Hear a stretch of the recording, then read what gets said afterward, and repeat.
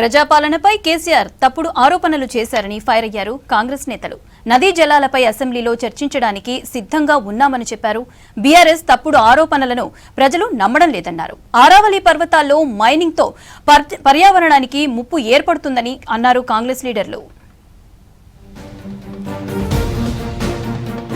జనవరి 1లోపు DCC కార్యవర్గాల నియామకం పూర్తి కావాలన్నారు రాష్ట్ర కాంగ్రెస్ వ్యవహారాల ఇన్ఛార్జ్ మీనాక్షి నటరాజన్. కార్యవర్గాల నియామకాల్లో స్థానిక నేతలు, నియోజకవర్గ ఇన్ఛార్జీలు, మాజీ ఎమ్మెల్యేలు, మాజీ ఎంపీల సలహాలు తీసుకోవాలన్నారు. పదవుల పంపిణీలో ఎస్సీ, ఎస్టీ, బీసీ, మైనారిటీ మహిళలకు ప్రాధాన్యం ఇవ్వాలన్నారు. కొత్త డీసీసీల కార్యవర్గం ఎంపిక కోసం ఏర్పాటు చేసిన పరిశీలకులతో జూమ్ మీటింగ్ నిర్వహించారు మీనాక్షి నటరాజన్. పీసీసీ చీఫ్ మహేష్ కుమార్ గౌడ్ కూడా మీటింగ్లో పాల్గొన్నారు. ఆరావళి పర్వతాల్లో 100 మీటర్ల కంటే తక్కువ ఎత్తులో ఉన్న వాటిని మైనింగ్స్ కి ఇవ్వడం బాధాకరమన్నారు పెద్దపల్లి ఎంపీ వంశీకృష్ణ. ఆరావళి పర్వతాలు దశాబ్దాలుగా భారతదేశాన్ని క్లీన్ అండ్ గ్రీన్ గా ఉంచుతున్నాయన్నారు. ఆరావళి పర్వతాలపై కేంద్రం తీసుకున్న నిర్ణయం చాలా బాధాకరమన్నారు MP Vamshikrishna. Aravalli range mountains ఏదైతే ఉన్నాయో అది మన దశాబ్దాలుగా మన భారతదేశాన్ని పొల్యూషన్ కి, విండ్ నుంచి ప్రొటెక్ట్ చేసి మన భారతదేశాన్ని క్లీన్ అండ్ గ్రీన్గా ఉంచుతుంది.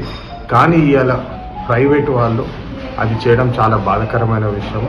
దీన్ని మేము తీవ్రంగా ఖండిస్తున్నాం.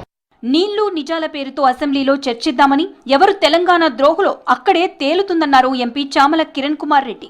బీఆర్ఎస్ హయాంలో ఇంటికే యూరియా వచ్చిందనడం పచ్చి అబద్దమని చెప్పారు. గట్టిగా మాట్లాడినంత మాత్రాన అబద్దాలు నిజాలు కావన్నారు చామల. ప్రతిపక్ష నేత ఇప్పటికైనా అసెంబ్లీకి వచ్చి చర్చల్లో పాల్గొనాలని సూచించారు. ఆటో వారికి ఫోన్ చేసి ఇంటికి తెచ్చి ఇచ్చిపోయేటోళ్ళని చెప్తారు. అంటే మీరు ఏదో నోరుంది కదా మాట్లాడితే గతంలో మీ హయాంలో ఏం జరిగిందో మర్చిపోతారని మీరు అనుకుంటారు. తెలంగాణ ప్రజలను మీ హయాంలో ఏం జరిగిందో మర్చిపోయారు. ఇప్పుడు ఏం మాట్లాడినా చెల్తుంది అని చెప్పి మీరు మాట్లాడినట్టుగా ఉంది తప్ప మీ హయాంలో ఏ రోజు కూడా మీరు సక్రమైన పాలనను అందియలేదు. కేసీఆర్ అసెంబ్లీకి వస్తారో రారో ముందు చెప్పాలన్నారు ఎమ్మెల్సీ బల్మూరి వెంకట్. అసెంబ్లీకి వచ్చి నీళ్లు నిజాల చర్చలో పాల్గొంటే ద్రోహులెవరో హీరోలెవరో తేలుతుందని చెప్పారు. బీఆర్ఎస్ కుర్చీ కోసమే హరీష్ రావు ప్రభుత్వాన్ని విమర్శిస్తున్నారన్నారు. ముందు కవిత ఆరోపణలకు హరీష్ సమాధానం చెప్పాలని డిమాండ్ చేశారు వెంకట్. నా అల్లుడొక సుంట, వీళ్ళిద్దరికి ఏం చేయనికి శాతనైతలేదు, పార్టీని నడపనికి శాతనైతలేదు, నా బిడ్డ వీళ్ళిద్దరిని బట్టలిప్పుతుంది. ఈరోజు నేను బయటకు వచ్చి మాట్లాడకపోతే పార్టీలు ఎవడు ఉండడు రేపు పొద్దున అని చెప్పని తన పార్టీని కాపాడుకోనికి బయటకు వచ్చి మాట్లాడినట్టు చాలా స్పష్టంగా అర్థమవుతుంది.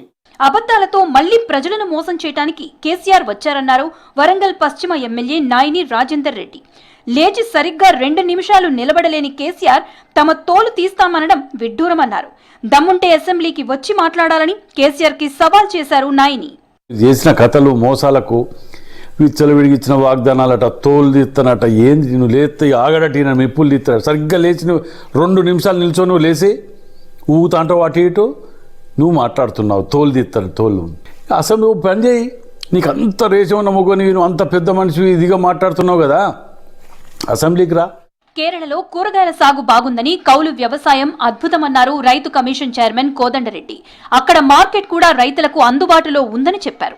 వ్యవసాయంపై కేరళలో జరిపిన అధ్యయనంపై అగ్రి, హార్టికల్చర్ శాఖ అధికారులతో చర్చించారు కోదండరెడ్డి.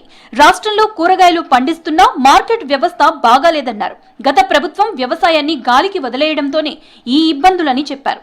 కూరగాయల సాగుపై నిర్దిష్టమైన ప్రతిపాదనలను ప్రభుత్వానికి సమర్పిస్తామన్నారు కోదండరెడ్డి.